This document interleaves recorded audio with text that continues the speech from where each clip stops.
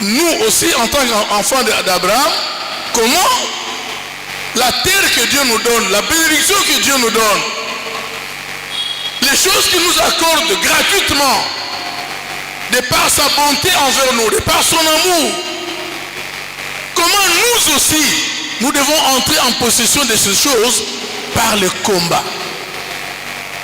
Parce que la vie des chrétiens, c'est la vie de combat. C'est combattre le matin, combattre à midi, combattre le soir, combattre.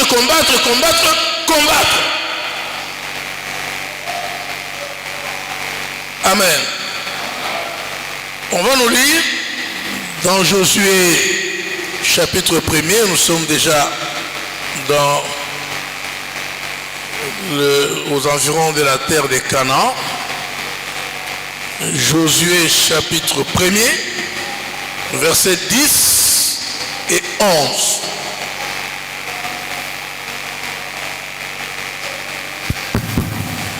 Josué 1er, 10, 11, lecture faite au nom de Jésus. Josué donna cet ordre aux officiers du peuple. On ne te suit pas, il faut ponctuer. Josué donna cet ordre aux officiers du peuple. Parcourez le camp, et voici ce que vous commanderez au peuple. Préparez-vous de provisions, car dans 3 jours, vous passerez ce Jourdain pour aller conquérir le pays dont l'Éternel, votre Dieu, vous donne la possession. Parole du Seigneur. J'espère que tout le monde a bien suivi. Parcourez les camps, ça c'est Josué qui donne l'ordre aux officiers du peuple, ses collaborateurs qu'il utilisait pour gérer la population. Il dit, parcourez le camp, et voici ce que vous commanderez au peuple. Préparez-vous les provisions, car dans 3 jours, vous passerez ce Jourdain pour aller conquérir.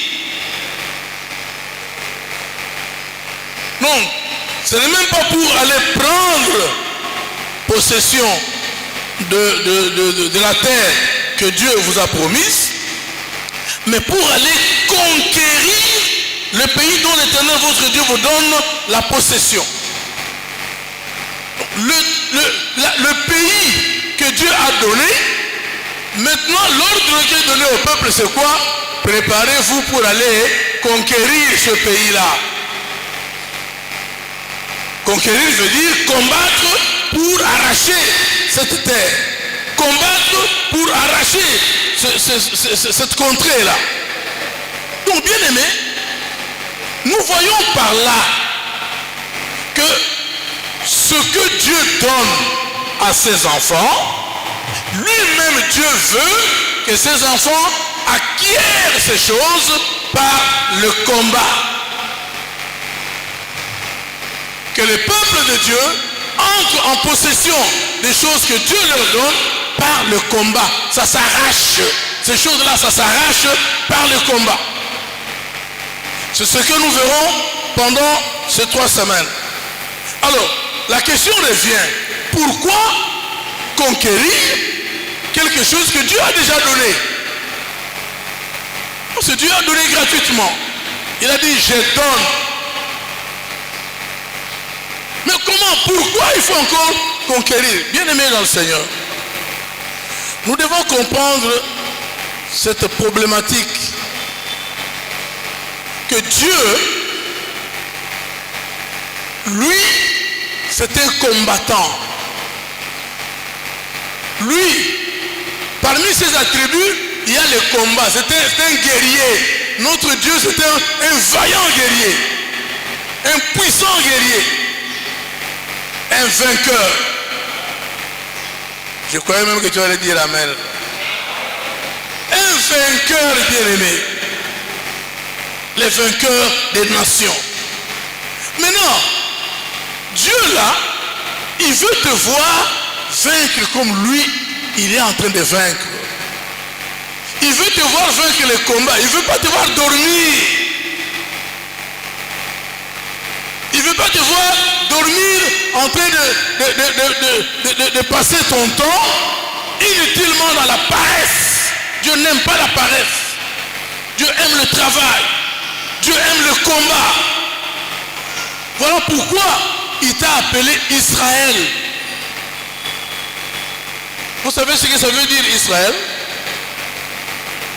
Israël veut dire combattant avec Dieu.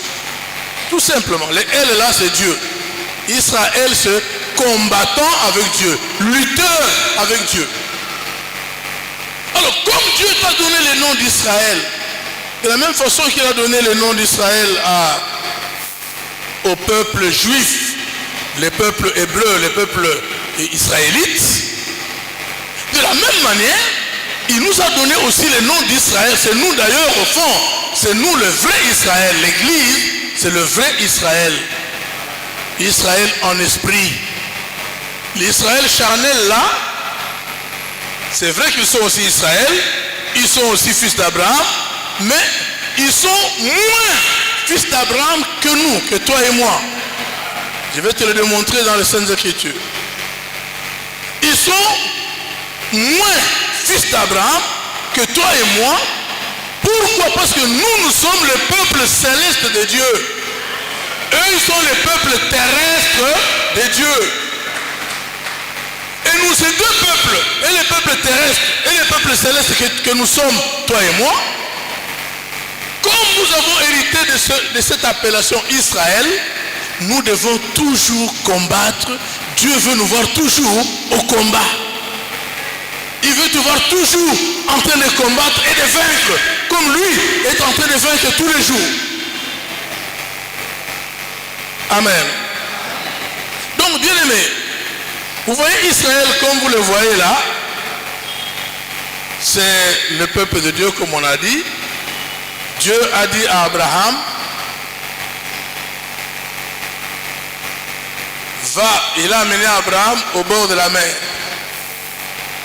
Regarde si tu peux compter les grains de sable qui sont ici à la plage. Est-ce que tu peux compter? Non. Et voilà, justement, tes enfants seront comme ces grains de sable. Personne ne pourra les compter. Ils seront tellement nombreux. Effectivement, ils sont nombreux.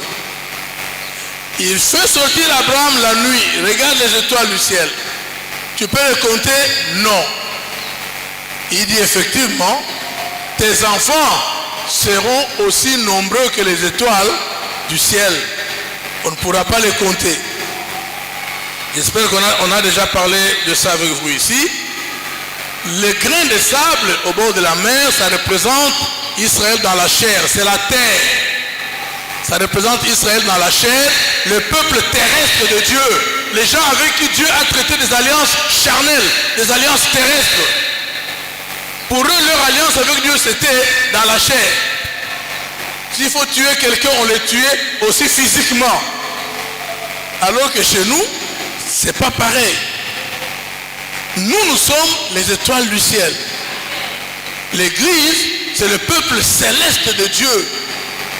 Quand Dieu parlait à Abraham de compter les étoiles du ciel, il parlait de toi et moi, l'église. C'est comme ça que j'ai dit que nous sommes beaucoup plus fils d'Abraham que nos amis les terrestres là. Mais eux, évidemment, comme ils sont dans la chair, eux, ils croient que c'est eux qui sont les fils d'Abraham. Hein? Ils se tapent la poitrine, que c'est eux les fils d'Abraham. Il n'y a personne d'autre sur la terre. Bon, évidemment, la Bible dit que ces choses sont voilées pour eux. Ils n'ont pas la révélation. Ils n'ont pas été révélés. Mais toi et moi, Dieu nous a révélé par les Saintes Écritures, par la lumière du Saint-Esprit, que c'est nous qui sommes le peuple céleste de Dieu. Nous sommes plus proches de Dieu que Israël dans la chair. Ça, on peut nous lire d'ailleurs un texte dans Galates chapitre 4. On nous lit rapidement le verset 22, du verset 22 au verset 26. Galates chapitre 4, 22 à 26. Galates 4, 22 à 26, lecture faite au nom de Jésus. Amen. Car il est écrit qu'Abraham eut 2 fils, un de la femme esclave et un de la femme libre. Mais celui de l'esclave naquit selon la chair, et celui de la femme libre naquit en vertu de la promesse. Ces choses sont allégoriques, car ces femmes sont 2 alliances. L'une du mont Sinaï enfanta pour la servitude, c'est Agar, car Agar c'est le mont Sinaï en Arabie, et elle correspond à la Jérusalem actuelle qui est dans la servitude avec ses enfants. Mais la Jérusalem d'en haut est libre, c'est notre mère. Parole du Seigneur. Amen, amen. Alléluia. Nous sommes Israël en esprit. On vient de nous lire un passage tout aussi clair où la Bible est en train de dire ceci. En clair, la Bible dit ceci. Les 2 femmes avec lesquelles Abraham a eu des enfants représentent 2 alliances. Il y a Agar, c'était la première qui a eu Ismaël, et puis il y a Sarah qui a eu Isaac. Et la Bible est en train de dire Agar, ça représente l'alliance. Il dit, car ces 2 femmes sont 2 alliances. Agar, ça représente l'alliance du mont Sinaï. Parce que Agar, c'est Sinaï en Égypte. Et Sarah, évidemment, représente l'alliance de Golgotha, notre alliance à nous avec le Seigneur. Et la Bible est en train de dire,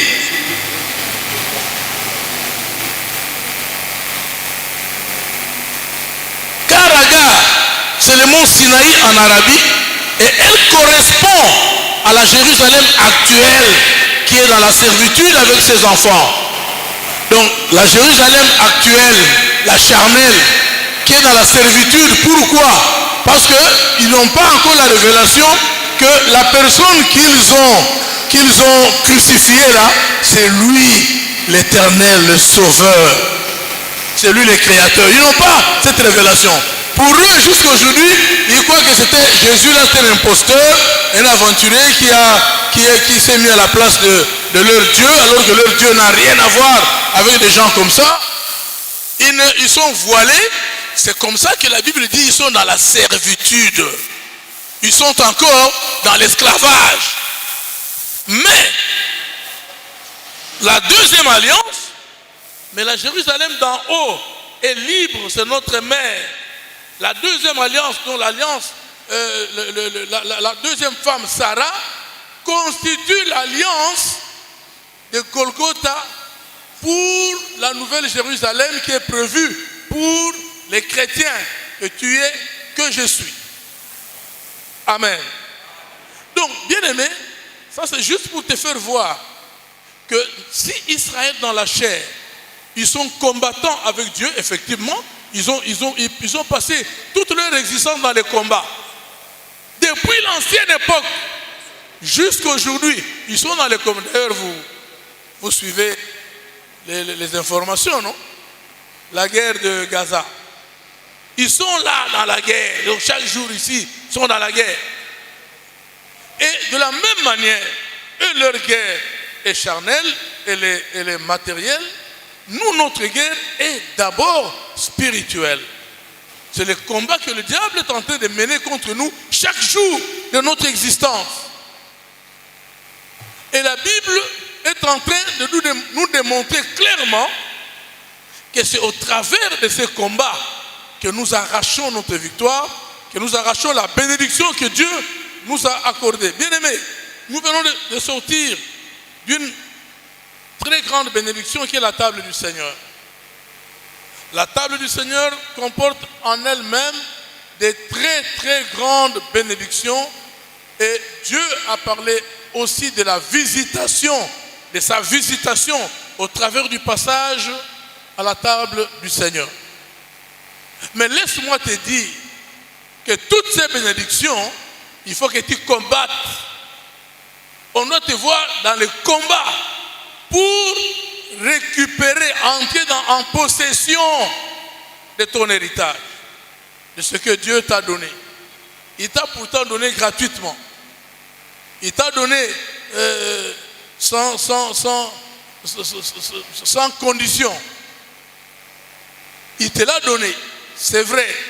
Mais pour entrer en possession, exactement comme Israël dans la chair, Dieu leur a donné la terre de Canaan. Mais pour entrer en possession de cette terre, ils ont combattu. Ils ont combattu. Et ils ont combattu.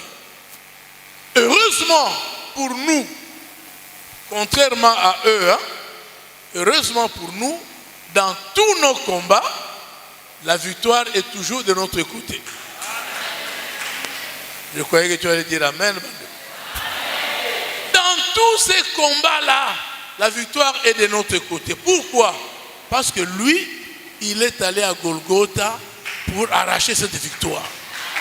Et la garder en réserve pour nous, pour celui qui combat selon les normes que lui, il a prescrites, qu'il a édictées.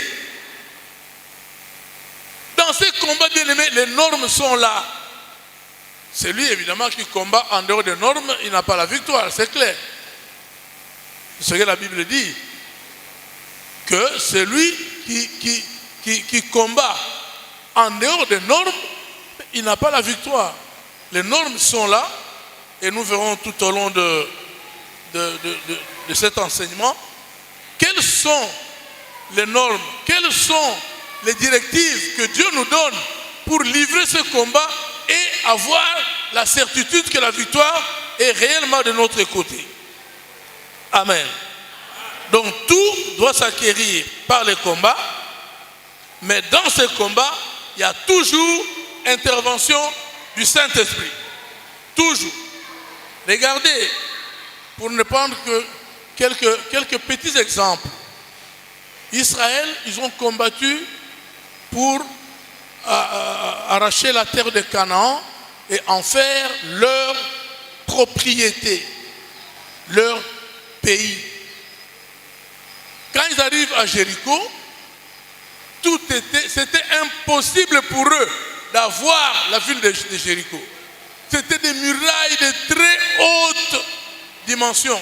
C'était de grandes murailles. Et la Bible dit que c'était barricadé. Impossible d'entrer. Personne n'entrait, personne ne sortait. Donc, dans ce combat pour vaincre Jéricho, si Dieu n'était pas intervenu, il n'y aurait pas eu de victoire. C'est comme ça que, même dans notre combat à nous, aujourd'hui, l'intervention du Seigneur est toujours assurée. Voilà que, pendant qu'eux ne savaient pas comment ils vont avoir Jéricho, comment ils vont gagner ces combats, Dieu leur dit, faites seulement le tour. Ils ont fait le tour. Chaque jour, une fois le tour de toute la ville. Ah, je crois que ces tours-là étaient quand même fatigants.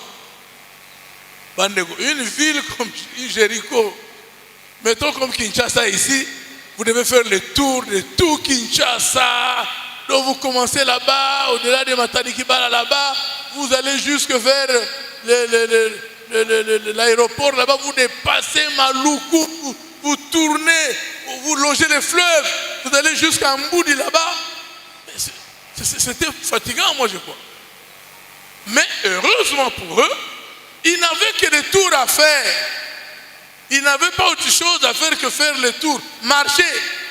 Marcher en chantant, marcher en louant Dieu, c'est tout. Et tout d'un coup, Dieu leur dit, au 7e tour que vous allez faire, vous allez crier. Et quand les sacrificateurs vont lancer des cris, tout le peuple criait seulement gloire à l'Éternel. Ils ont crié, les murs se sont écroulés. Hein? Même à vous-même. Criez seulement et les murs s'écroulent. Ça, c'est l'intervention du Saint-Esprit. C'est ce qui nous arrive toujours dans notre vie, dans tous nos combats. Regardez quand ils arrivent à la bataille des Gabaon, toujours pour conquérir la terre de Canaan. Quand ils arrivent à la bataille des Gabaon, ils combattent. Ils avaient la victoire de leur côté. Dieu pouvait les laisser aller jusqu'au bout pour exterminer tous leurs ennemis. Mais non, Dieu ne leur laisse pas le temps d'aller jusqu'au bout. La Bible dit, Dieu a fait pleuvoir des grosses pierres. Des grosses pierres. Vous voyez les pierres des Chinois là, hein, les gros moellons des Chinois là, qui pèsent des tonnes, je ne sais pas, à partir d'ici jusque là, 1 ou 2 mètres, 1,5 mètre. Regardez-le. Dieu, la Bible dit que Dieu a descendu de grosses pierres comme ça sur les ennemis d'Israël pour les exterminer. Et la Bible dit, ceux qui furent tués par les pierres que Dieu a fait descendre étaient plus nombreux que ceux que eux ils ont tués par l'épée. C'est pour montrer l'intervention de Dieu qu'elle est toujours là. Donc quand bien même ils avaient la victoire, quand bien même ils pouvaient aller jusqu'à exterminer tous leurs ennemis, mais Dieu est venu intervenir. En fait, si Dieu est intervenu à l'époque d'Israël dans la conquête de Canaan, ce n'était pas pour eux. C'était pour nous montrer, nous aujourd'hui, parce que c'est écrit. C'était pour nous montrer aujourd'hui que l'intervention de Dieu est réelle et qu'elle est toujours présente à nos côtés. Parce que la Bible dit que tout ce qui a été écrit pour nous, pour notre instruction, pour nous donner de l'espérance. Donc bien aimé, les grosses pierres qui tombent, qui tuent les ennemis, ça c'est Dieu qui nous parle et nous dit, combattez seulement, hein? Moi je vais intervenir. Combattez seulement. Ne restez pas oisifs, ne restez pas paresseux, ne restez pas les bras croisés. Entrez dans le combat. Et moi je venais vous aider. Je venais intervenir pour vous donner la grande victoire. Donc soyez rassurés, bien-aimés, que dans ces combats, notre Dieu n'est pas absent, il est présent, il marche avec nous, il combat avec nous et il combat en notre faveur. Pour que finalement nous ayons tout ce qu'il a promis de nous donner, que nous puissions l'avoir par le combat. Que le Seigneur vous bénisse. Nous acclamons très fort le roi de rois. Jésus qui est notre victoire, Jésus qui est notre protecteur, qui combat pour nous. J'aimerais bien que vous puissiez prier. Eu égard à la parole de Dieu, dit Seigneur, tu es ma victoire et je veux être vainqueur dans tout ce qui se définit comme combat dans ma vie, combat dans ma santé, dans mon travail. C'est Jésus-Christ qui est ma victoire. Prions au nom de notre Seigneur Jésus. J'aimerais que tu témoignes la victoire de Dieu dans ta vie contre tout ce qu'il y a comme combat, contre tout ce qu'il y a comme problème. Jésus est là. Il a fait de toi plus que vainqueur. Il a fait de toi une femme qui est combattante, mais qui combat dans la victoire. C'est pour cela, tu vas maintenant inviter seul Jésus dans ta vie pour cette semaine, pour ce mois, le mois de juillet jusqu'au mois de décembre. Que Dieu soit la victoire de ta vie.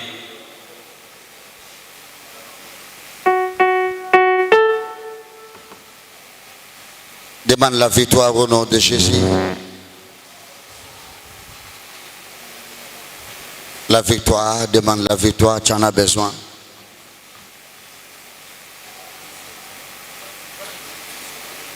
Nous avons besoin de cette victoire, Seigneur Jésus. Nous avons besoin de cette victoire dans notre vie. Parce que sans toi, nous ne pouvons absolument rien. Aide-nous à atteindre notre destinée. Accorde-nous cette grâce-là. Parce qu'avec toi, nous sommes plus qu'un vainqueur. Amen. Amen. Pourrions-nous acclamer très fort pour la gloire de notre Dieu. Acclame très fort Acclame très fort le roi des rois, le Seigneur des seigneurs. Nous bénissons Dieu pour cette introduction.